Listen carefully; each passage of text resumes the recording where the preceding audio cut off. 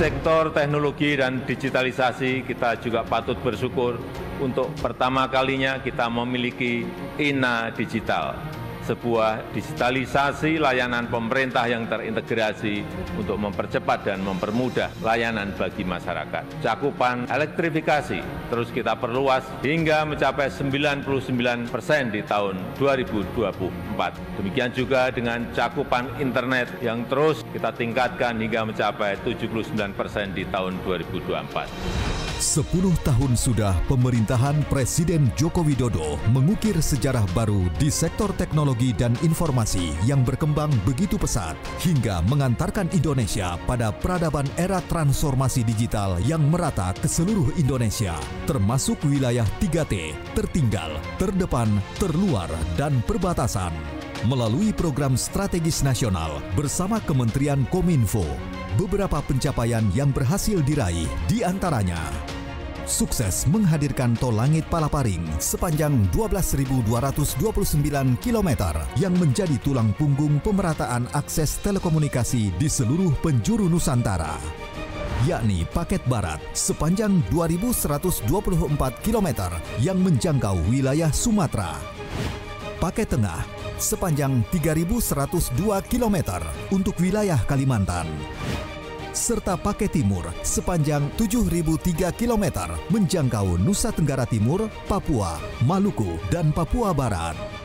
Proyek strategis ini merupakan pembangunan infrastruktur jaringan kabel serat optik yang menghubungkan seluruh wilayah Indonesia, sehingga sampai saat ini dampak positifnya kian terasa di setiap lini kehidupan masyarakat Indonesia. Telah beroperasi mulai tahun 2016 dan diresmikan oleh Presiden Joko Widodo pada 14 Oktober 2019.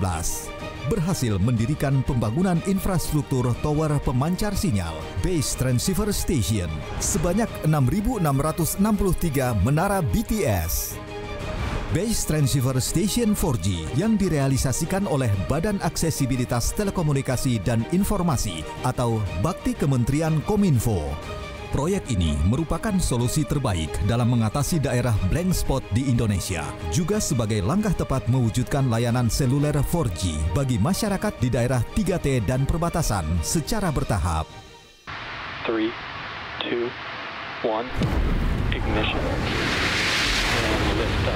Indonesia sukses meluncurkan satelit multifungsi pertama milik pemerintah dengan kapasitas terbesar di Asia, yakni satelit Republik Indonesia atau Satria 1.